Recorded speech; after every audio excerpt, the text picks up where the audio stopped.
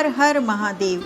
आज मैं आपको भगवान शिव के अवतार काल भैरव का अवतरण कैसे हुआ और उन्हें ब्रह्म हत्या का पाप क्यों लगा, इसकी कथा सुनाऊंगी। हमारे धार्मिक ग्रंथों में भगवान शिव के अवतारों के उल्लेख मिलते हैं। ऐसा ही एक अवतार है भैरव। शिव महापुराण में वर्णित भैरव की उत्पत्ति का एक प्रसंग है। एक बार विष्णु जी ने ब्रह्मा जी से पूछा कि इस ब्रह्मांड का श्रेष्ठतम रचनाकार कौन है। इस सवाल के जवाब में ब्रह्मा जी ने स्वयं को सबसे श्रेष्ठ बताया। ब्रह्मा जी का उत्तर सुनने के बाद भगवान विष्णु उनके शब्दों में समाहित अहंकार और अति आत्मविश्वास से क्रोधित हो गए और दोनों मिलकर चारों वेदों के पास अपने सवाल का उत्तर जानने के लिए गए। सबसे पहले वे ऋग्वेद के पास पहुँचे। ऋग्वेद ने जब उनका सवाल सुना तो कहा, शिव ही सबसे श्रेष्ठ हैं, वो सर्वशक्तिमान हैं और सभी जीव जंतु उन्हीं में ही समाहित हैं। जब ये सवाल यजुर्वेद से पूछा गया तो उन्होंने उत्तर दिया, यज्ञों के द्वारा हम जिसे पूछते हैं वही सबसे श्रेष्ठ है और वो शिव के अलावा और कोई हो ही नहीं सकता।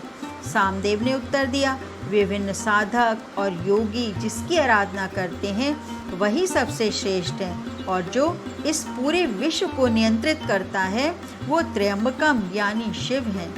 अथर्ववेद ने कहा, भक्ति मार्ग पर चलकर जिसे पाया जा सकता है, जो इंसानी जीवन को पाप मुक्त करता है, मनुष्य की सारी चिंताएं हरता है, वो और कौन, वह शंकर ही सबसे श्रेष्ठ हैं। चारों वेदों के उत्तर सुनने के बाद भी भगवान विष्णु और ब्रह्मा जी का अहंकार शांत नहीं हुआ और वो उनके जवाबों पर जोर जोर से हंसने लगे।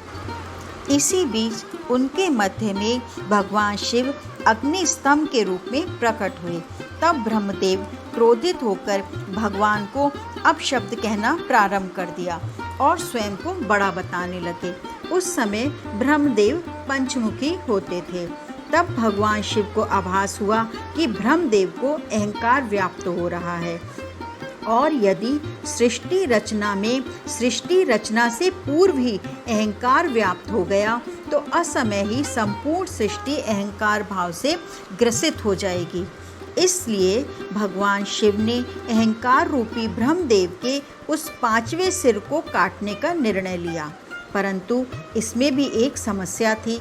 भगवान शिव इस बात को जानते थे कि यदि उन्होंने ब्रह्मदेव का सिर काटा तो उन्हें ब्रह्म हत्या का दोष लगेगा और यदि उन्हें ब्रह्म हत्या का दोष लगा और वह उसमें उलझकर त्रिमूर्ति से अलग हो गए तो असंतुलन व्याप्त हो जाएगा।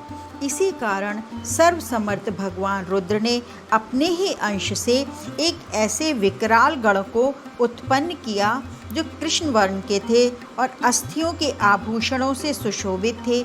उस दिव्य पुरुष को देखकर और उनकी गर्जना को सुनकर ऐसा लगता था मानो भयानक काले मेघों ने जीवंत रूप लेकर गर्जना की हो। उनकी जटाएं देखकर ऐसा प्रतीत होता था मानो असंख्य विषधर हो। उनके मस्तक पर श्वेत त्रिपुंड की 3 रेखाएं ऐसी लगती थीं मानो चंद्रमा ने उनके ललाट पर सुशोभित होने के लिए स्वयं को 3 टुकड़ों में विभक्त कर दिया हो। उन परम उग्र देवता की लंबी भुजाएं ऐसी लगती थी मानो वो लौह स्तंभ हो। भयानक अष्ट महानाग जिनका यज्ञोपवीत बने इतरा रहे थे। कमर पर बंधे मोटे मोटे घुंघरुओं से ऐसी आवाज़ आ रही थी जिससे हृदय विदीर्ण हो जाए। उस महाकाय महाबाहु गण को भगवान शिव ने स्पष्ट शब्दों में कहा कि ब्रह्मदेव के 5वें सर का छेदन कर दो। इतना सुनते ही उस दिव्य गण ने अपने नाखून के एक ही प्रहार से ब्रह्मा का 5वां सर उखाड़ दिया, परंतु वो सिर उनके हाथ में ही चिपक गया। जब उन्होंने भगवान शिव से इसका कारण पूछा तो उन्होंने उनसे कहा कि ये केवल ब्रह्मा का सिर नहीं है, अपितु ये ब्रह्म हत्या है। इस ब्रह्म हत्या के फलस्वरूप तुम्हें शापित होना पड़ेगा। भगवान शिव ने कहा कि तुमने ब्रह्मा को सिर को काटकर इस सृष्टि के अहंकार से रक्षा की है, अतः आज से तुम्हारा नाम भैरव होगा। अब तुम जाओ और ब्रह्मा के सिर को लेकर सृष्टि में विचरण करो, और जहाँ भी ये सिर तुम्हारे हाथ से छूट जाएगा वहीं पर तुम रख जाना और स्थापित हो जाना। उसके बाद भैरव ने उस सर को हाथ में लेकर सृष्टि के चक्कर लगाने शुरू किए। वो सारी सृष्टि में अनंत काल तक भ्रमण करते रहे, परंतु कहीं भी वो सर उनके हाथ से नहीं छूटा। परंतु सृष्टि के चक्कर लगाते लगाते उनकी गति इतनी तीव्र हो गई कि वो समय से भी आगे निकल गए। जब भगवान नारायण के कर्ण कुंडल गिरे और काशी नगरी स्थापित हुई, तब वहाँ पर भगवान भैरव के हाथ से ब्रह्मदेव का वो कपाल छूट गया। तब भगवान भैरव वहीं रुक गए और तब वहाँ भगवान शिव प्रकट हुए और उन्होंने उनसे कहा कि ये मेरी प्रिय काशी नगरी है और आज से तुम इसके संरक्षक के रूप में यहाँ स्थापित हो, परंतु तुम्हें इस काशी नगरी में केवल पैर के एक अंगूठे के बराबर स्थान मिलेगा और तुम्हें इसी ब्रह्म कपाल में भोजन करना होगा।